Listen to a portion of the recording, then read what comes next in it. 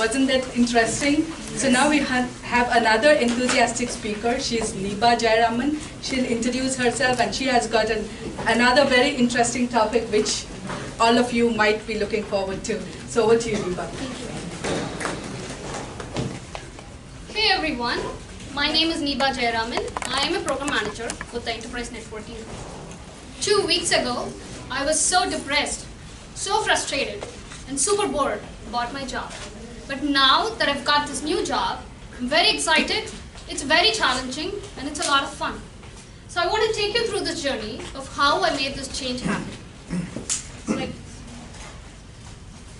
My journey with Cisco started in the year 2011 when I joined the data center business unit as a software test engineer.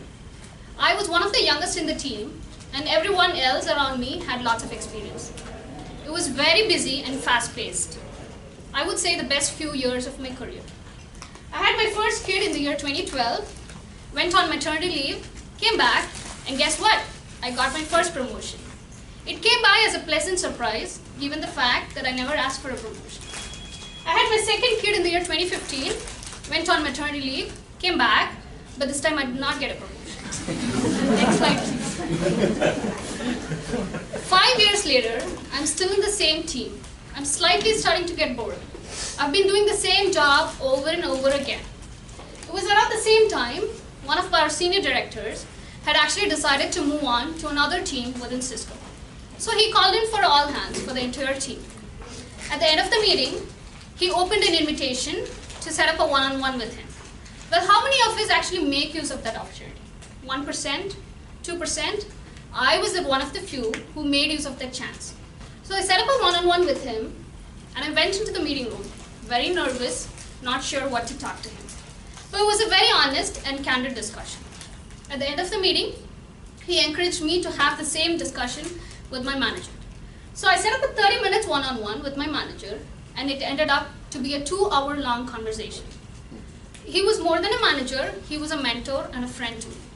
I remember coming out of the meeting room, and everyone in my team is giving me a glance, and one person even asked me if I'm moving out of the team.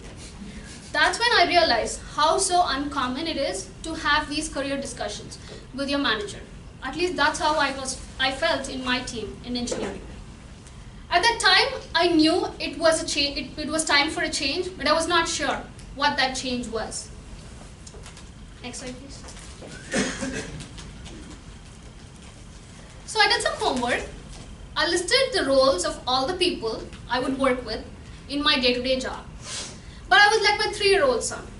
If you ask him what he wants to become when he grows up, one day he wants to be a firefighter. And the next day, he wants to be a garbage truck driver. I was just like him. One day, I wanted to be an engineering manager. And another day, I wanted to be a technical marketing person. Yet another day, I wanted to be a product manager and a program manager. I was confused with too many options.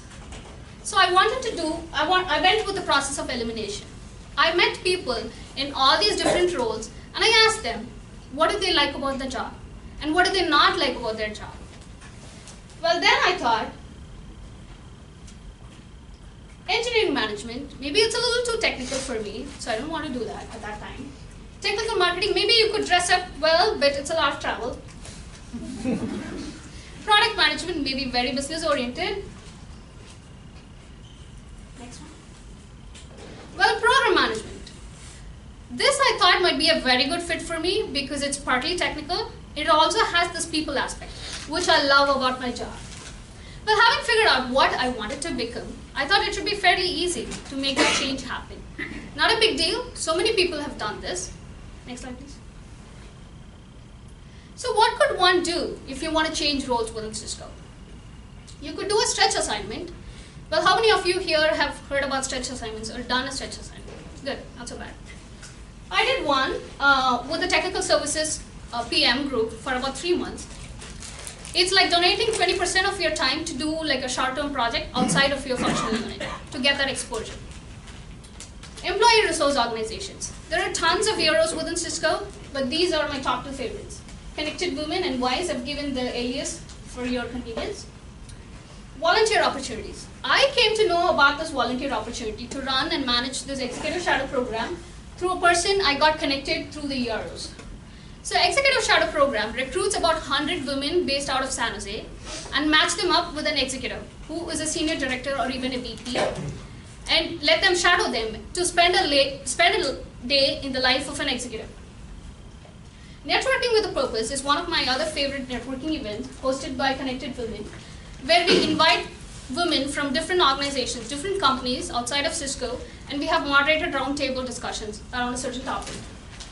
You could do certifications that will help you move ahead in your career. I did my certification, the Stanford Certified Program Management, way back, thinking that would certainly help me in my career moving forward.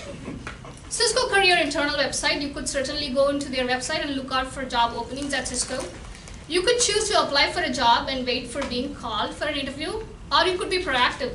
Reach out to the hiring manager and set up a 15 minutes or a 20 minutes one-on-one with them and tell them why you're so interested in the job, or ask them you want to know more about the role. Seek feedbacks from interviews. I've given several interviews but not got an offer, but I always reach out to the hiring manager, seeking some constructive feedback to know how I can improve myself, how I can prepare myself better. And definitely stay in touch. Next slide, please. I did all of these, but still did not get an offer. I was so depressed. I thought I almost reached a dead end. I just couldn't do my job anymore again. Next slide.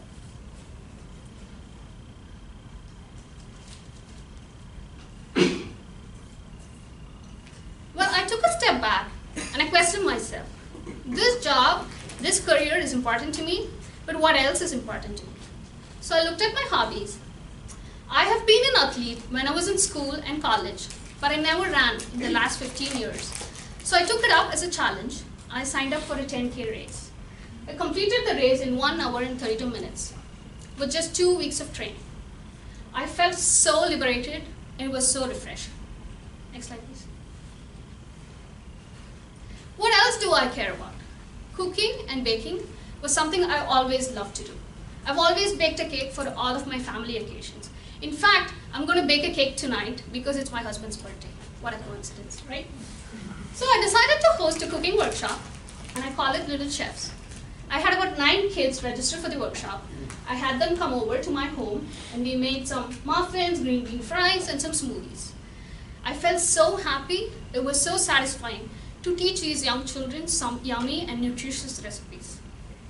Next slide, please. And I continue to do that. Next slide, please.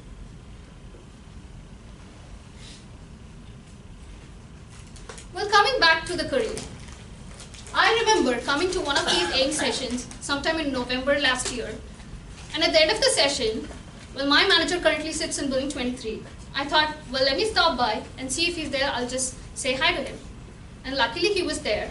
So I had a brief chat with him. And I told him, I'm still looking out for a job.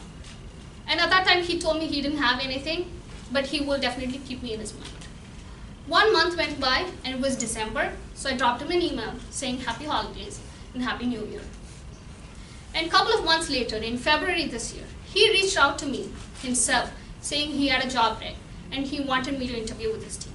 So I met one of the senior directors and a couple of team members in his team, and guess what? I took the next exit to my dream job, but my journey will always continue. Thank you.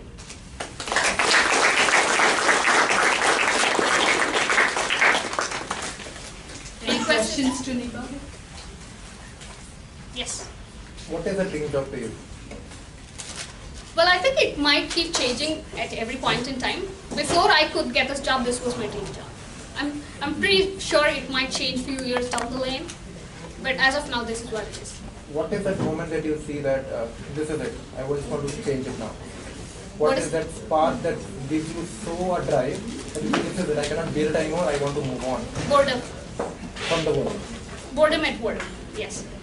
I'm a person who gets so bored of doing mundane stuff, being so monotonous. So I want to be challenged with the work I do, even in my personal life. I want to feel that, I want to be nervous and take up the challenge, so I know for sure I'm moving forward in my life or in my career. Yes? So you talked about the Executive Shadow Program. and that was for women. Are there anything for men as well? Yes. I remember getting that email. Yeah. I even clicked, and there are conditions. And are you an woman? And I was like,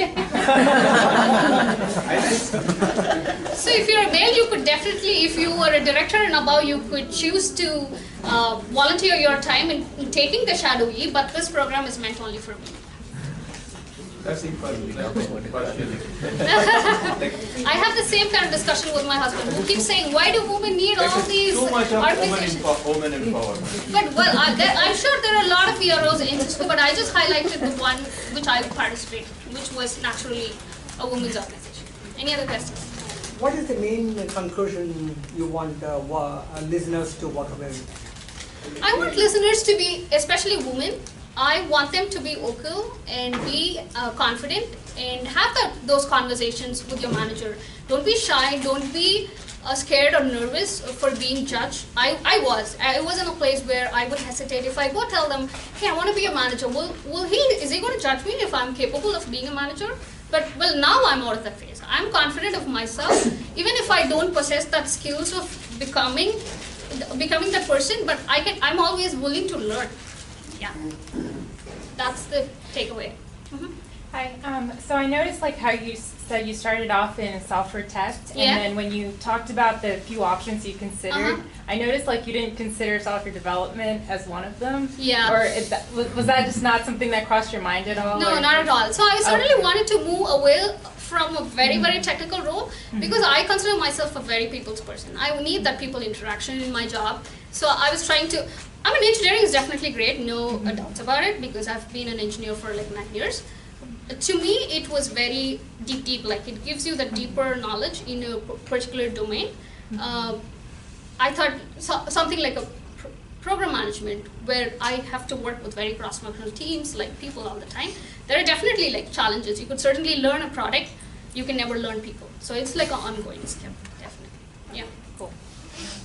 So you think the certificates help you to come across this barrier? Yeah, certainly. So I think putting the certification on my resume would be like when interviewers or the hiring managers looked at it. Though probably she doesn't have that experience, I can take that chance because she has put in that effort of going out of her way in getting those certifications even before like she started on the role itself. So that's one point to consider. If I really use it in my job, I've just been like 2 weeks in this role. I didn't see much of a value. Not that I remember also because I did like 5 years ago. But certainly, like if you're trying, it is something to be highlighted on your resume. Yes. Any other questions?